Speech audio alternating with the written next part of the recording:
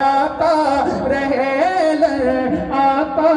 رہے لر آتا کے گنے ہم ہو گئی تھی ہو جہوہ آقا مرے آقا آقا رہے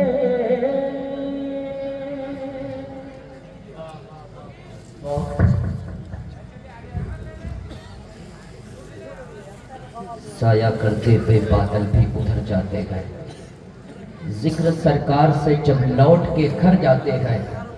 حسن آقا کا قصیدہ ہے نبی یوسف پر، دیکھنا یہ ہے کہ خریدار کدھر جاتے ہیں۔ اس وقت ممبر نور پر بین الاقوامی شہرت یافتہ خطیب جن کی خطابت سے سماج کے پھیلے ہوئے برائیوں کا آپریشن نہیں بلکہ پوسٹ مارٹم کیا جاتا ہے،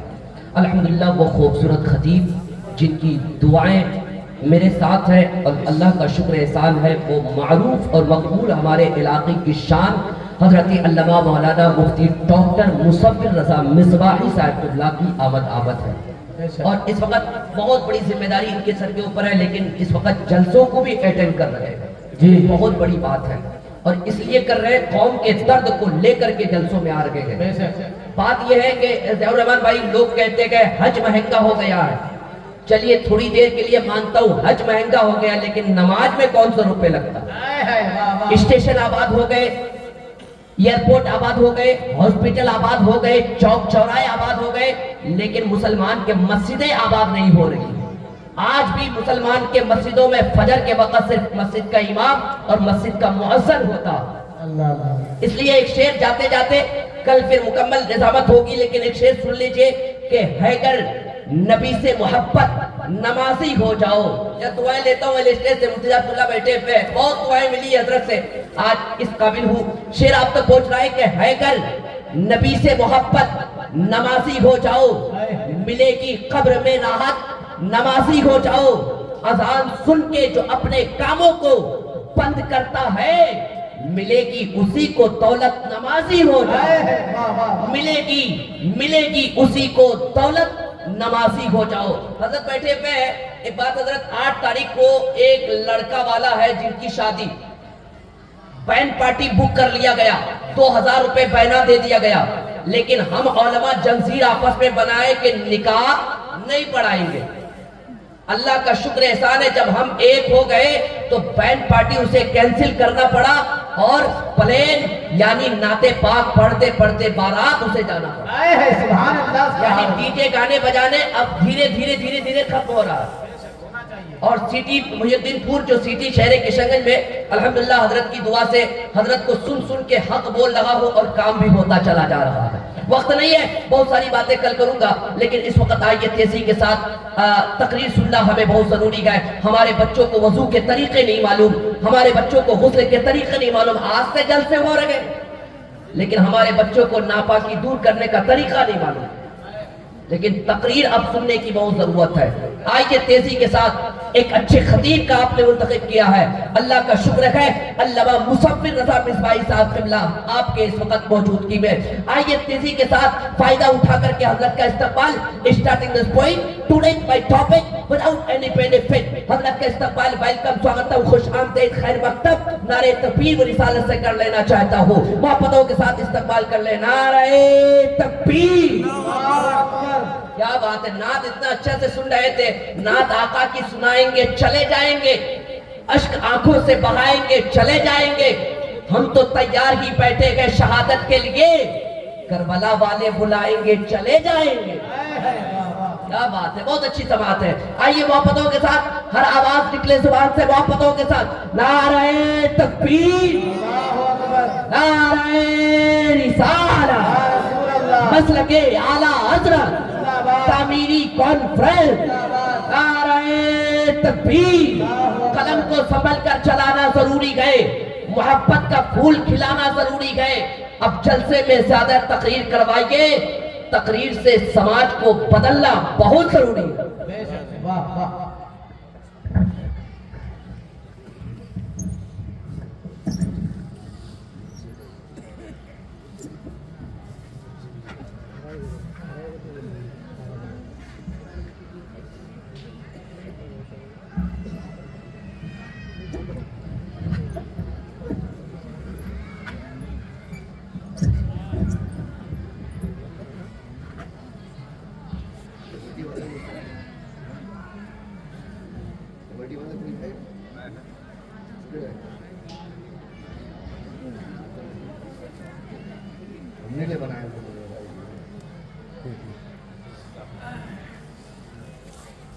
سمجھ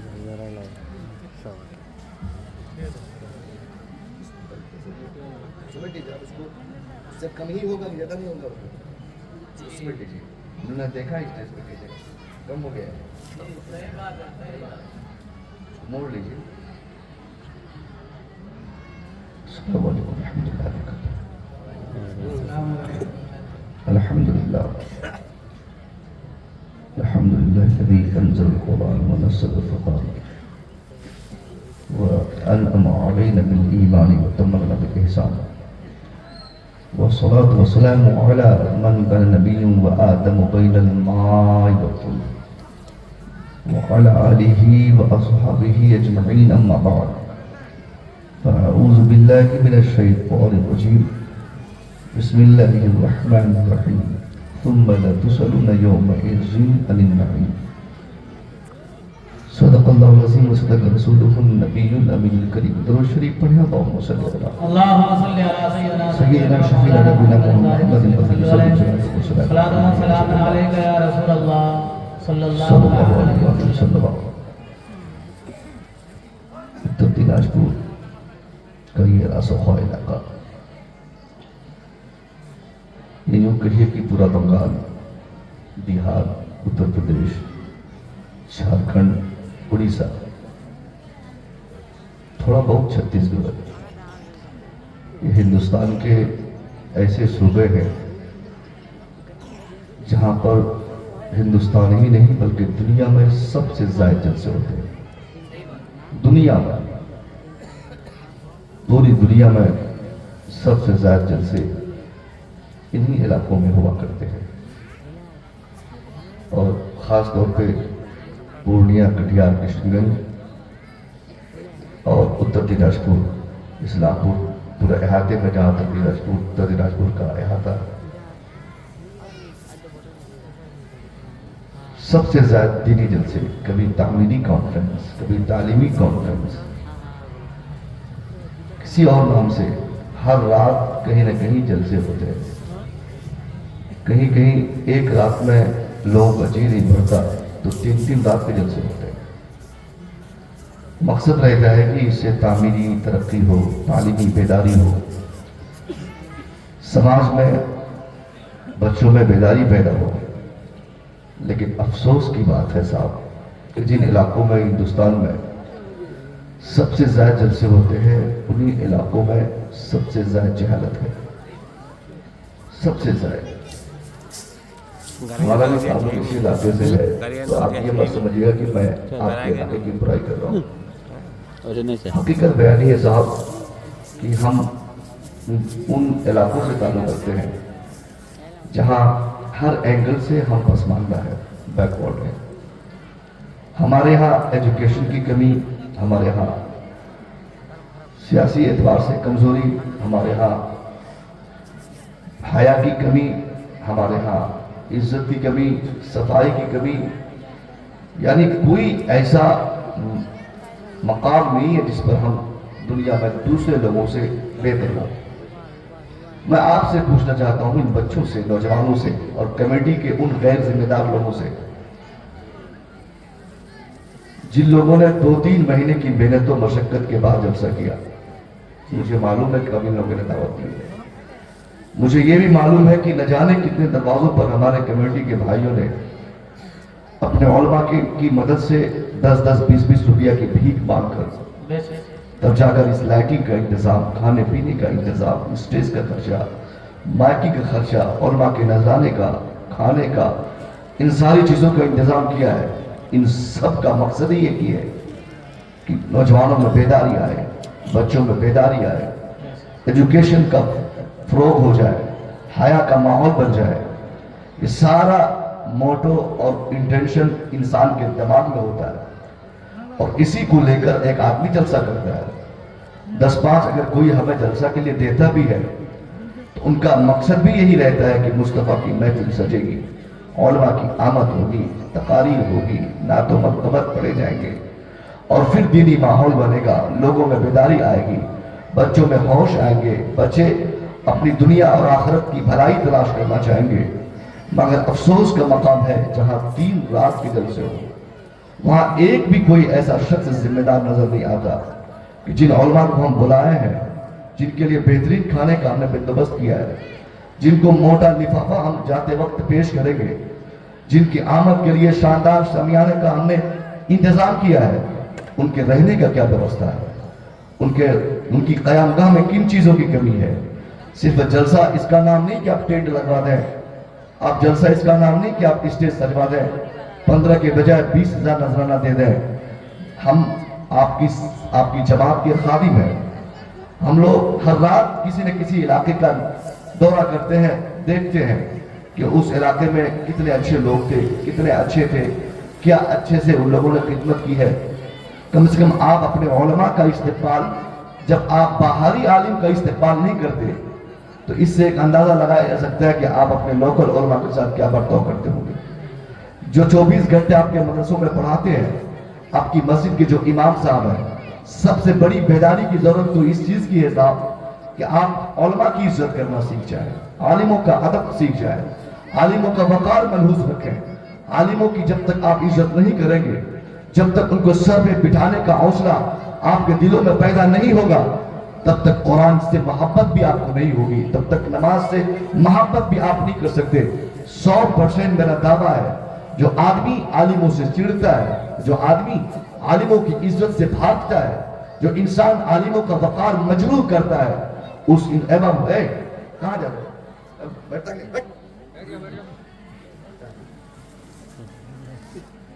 बिल्ला क्या लगा है, कैसा वाला है तू, इधर आकर आगे बैठ, तभी तलाश रहा मैं तुम्हें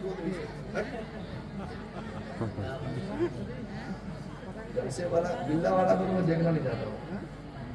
जिम्मेदारी नहीं बरतूंगी क्या।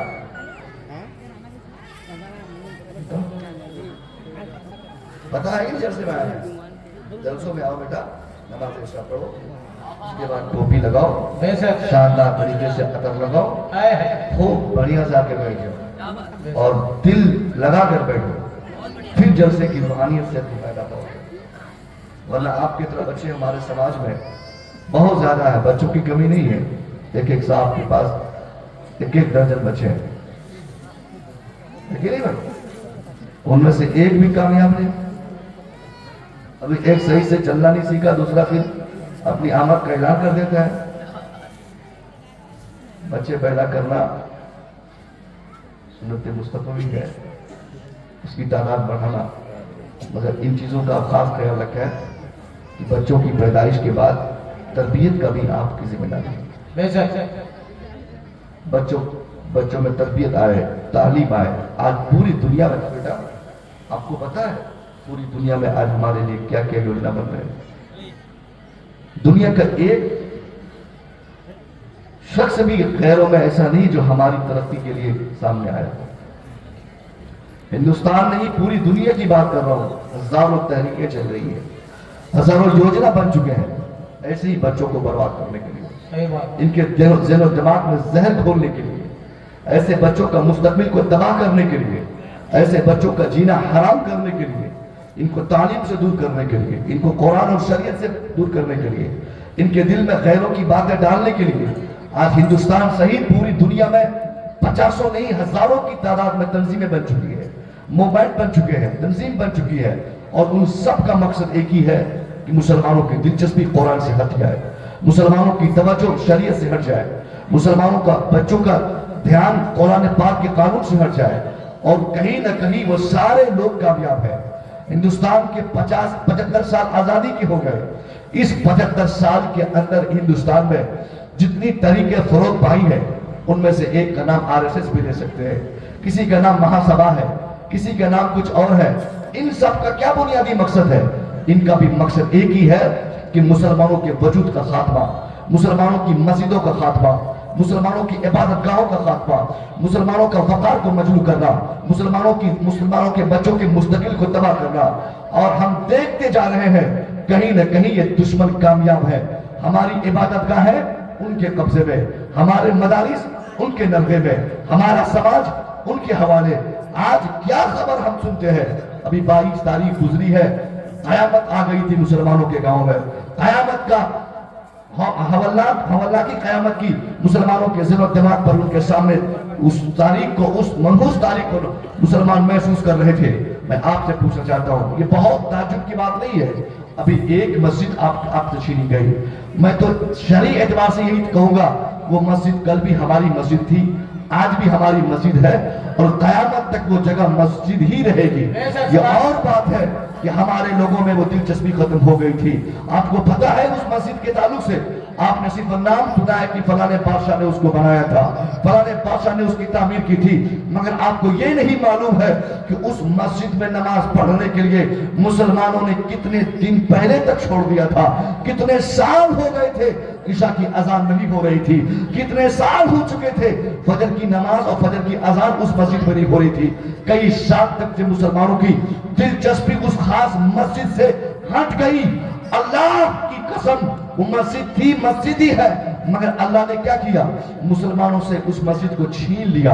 اللہ نے مسلمانوں کے قبضے سے اس مسجد کو نکال کر اپنے دشمنوں کے حوالے کر دیا، تاکہ اس کا دشمن، اللہ کا دشمن، دشمنی میں ہی آ کر اس مسجد میں پہلے راجستھان سے ٹائلز لا کے بچھائے، اس کی عمارت کو مضبوط کرے، اس میں خوبصورت کلش لگائے، خوبصورت گنبد بٹھائے، اس میں اچھے مائک کو رکھے. یعنی وہ مسجد محنت رکھنے سے، ٹائلز بچھانے سے، اس میں کوئی اور کام ہونے سے اس کی عظمت میں ایک ذرا کا کوئی فرق نہیں پڑتا. وہ اللہ اپنے دشمنوں سے اس مسجد کی حفاظت کروا رہا ہے. انشاءاللہ ہمیں امید ہے، ہمارے اندر جب بیداری آئے گی، ہمارے بچوں میں جاگرکتا پیدا ہوگی، جب ہم لوگ بیدار ہوں گے، ایک دن آئے گا عمارت وہی ہوگی، پایا وہی ہوگا، صحن وہی ہوں گے، زینے وہی ہوں گے، گنبد وہی ہوگی، اور اسی گنبد کے نیچے میں 5 وقت نماز ہم نعرہ تکبیر، نعرہ رسالت، مسلک اعلی حضرت علامہ ڈاکٹر مظفر رضا صاحب قبلہ، نعرہ تکبیر، نعرہ رسالت. بات بتا رہا ہوں آپ کو، وہ مسجد کیوں چھینی گئی؟ اس لیے کہ مسلمانوں نے نماز پڑھنے سے اعراض کیا. دلچسپی مسلمانوں کی مسجد سے نہیں ہو سکی. نتیجے میں رزلٹ آپ کے سامنے دکھائی دے رہا ہے. بات صرف ایک مسجد کی نہیں، یہ ہزاروں مسجدیں ہماری آبادی میں ایسی ہے جہاں ہمارے نوجوانوں کی کوئی دلچسپی اس مسجد سے نہیں ہے. جب ہمارا تعلق مسجد سے نہیں ہوگا تو مسجد میں نماز پڑھنے ممتا بنرجی تھوڑی آئیں گی، مسجد میں نماز پڑھنے ہمارے بہار کے نتیش کمار تھوڑی جائیں گے. اذان سن کر نماز کے لیے بھاگنا انہی بچوں کی ذمہ داری ہے. نماز کے لیے جانا مسلمانوں کی ذمہ داری ہے. نماز کی حفاظت کرنا مسلمانوں کی پہچان ہے. نماز بچانا مسلمانوں کی علامت ہے. مسجد کو فروغ دینا مسلمانوں کی پہچان ہے. جب مسلمان خود ہی ہزاروں مسجدوں کی عظمتوں کو تباہ کر رہا ہے، مسلمان خود ہی ہزاروں مسجدوں کو آباد کرنے کی جگہ پر برباد کرنے پہ تلا ہے، تو آپ کیوں کسی غیر کو گالی دے رہے ہیں؟ کیوں کسی کو بدنام کر رہے ہیں؟ پہلے آپ اپنے سماج کو دیکھیں کہ آپ نے اپنے مذہب کی ترقی کے لیے، ہم نے اپنے مذہب کی شناخت پر عمل کرنے کے لیے کس قدر اپنے کو بیدار کیا ہے. آج ہمارا مسلم معاشرہ اور یہ ہمارا خطہ جس علاقے سے آپ کا ہمارا تعلق ہے،